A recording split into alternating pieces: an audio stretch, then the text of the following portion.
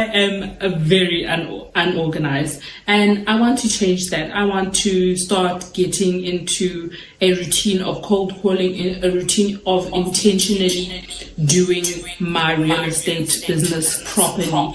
I mean, I used to run a hair business where I was busy every single day. I was busy. The marketing was crazy. I would market every single day on my WhatsApp, on my Facebook, on my Instagram.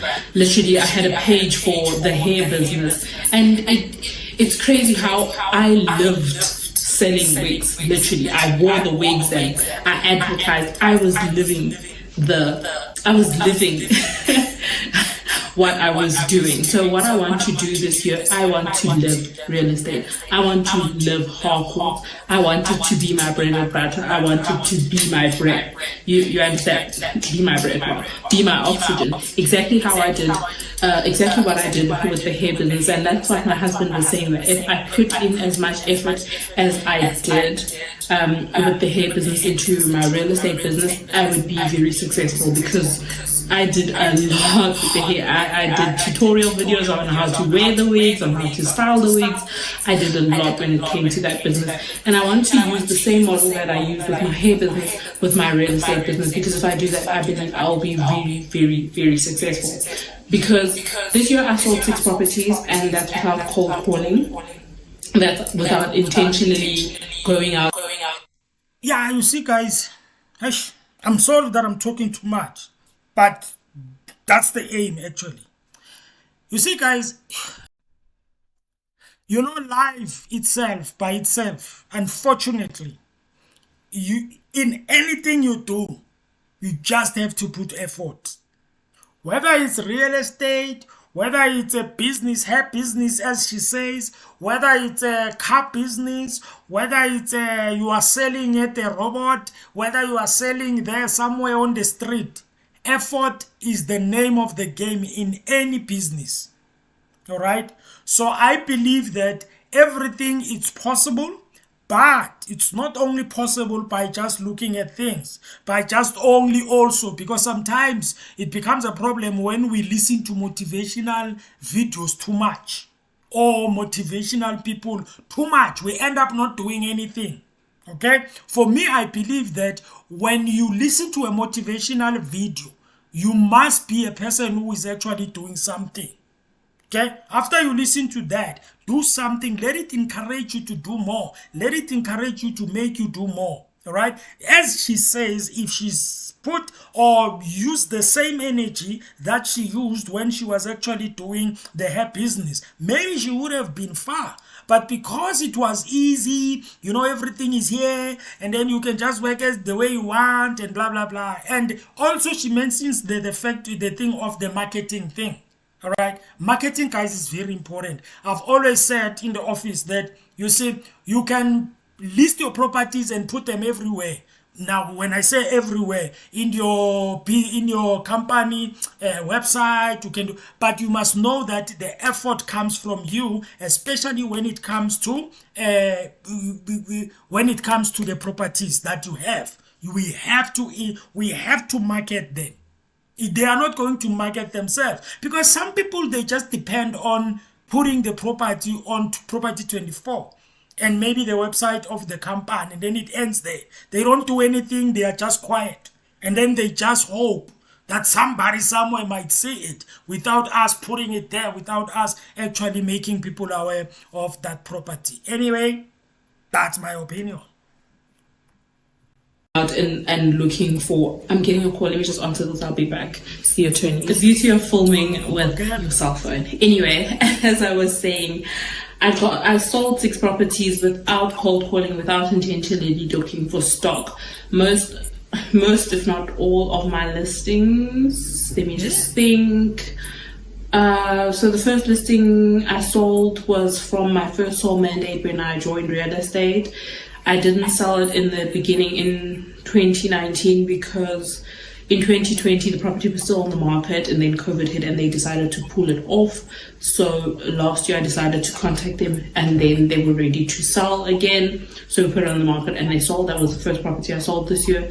The next one, I got a referral. I sold the lady's neighbor's property, and then she asked her neighbor for my number. And then the third property I sold was the Ebony Park property. And obviously they were my previous clients, which was also a referral from my colleague. I originally got this client from my colleague.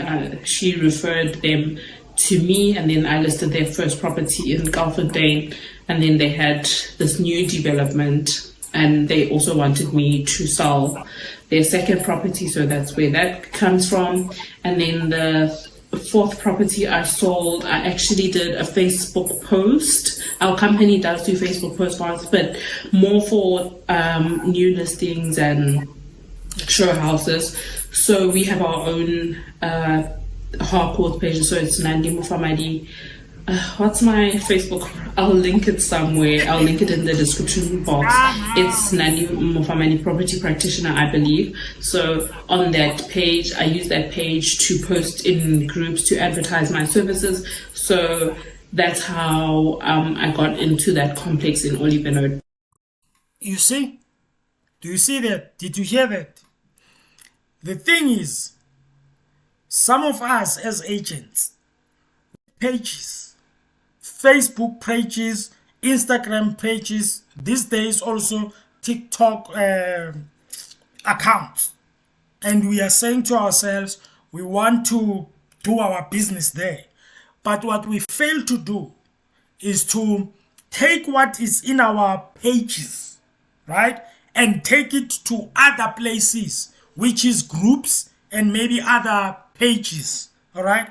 That means you can be able to promote what is in your page, maybe a property in your page, and then you can just share it, all right, on the groups. There are many groups that are out there on Facebook, especially, where you can just share your post on those groups. Okay, and then people, they will start recognizing you. They can even come to your page, like your page, follow your page, and do whatever. And then you create or you develop an audience. One thing I've noticed, guys, is that when it comes to Facebook, that's where you will find a lot of people who are in property.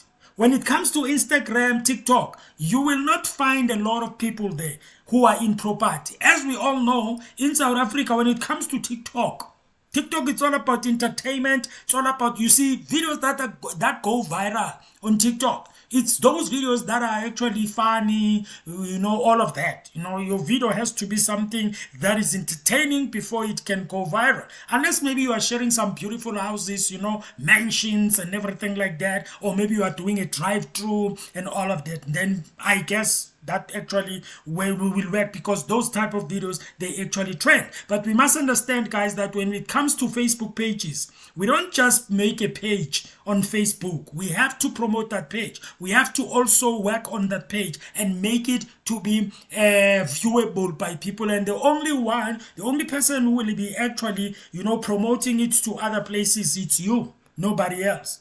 What she's mentioning is very important. So you have to take note of that. This lady found my details on Facebook and she contacted me, and then I sold her property and she gave her neighbor in the same, no, actually I did a show house for her property, and one of the property owners in the complex saw me, took my details, and I listed his property. I actually did a property tour on his property. I put up the video on YouTube, and then from there I got now 3 other properties in the same complex, and they got my number from this guy who took my numbers from when I was doing the show house. So very minimum effort. Oh, and then we have the other property I sold. That one was in conjunction or in collaboration with my colleague, the Lotus Gardens property.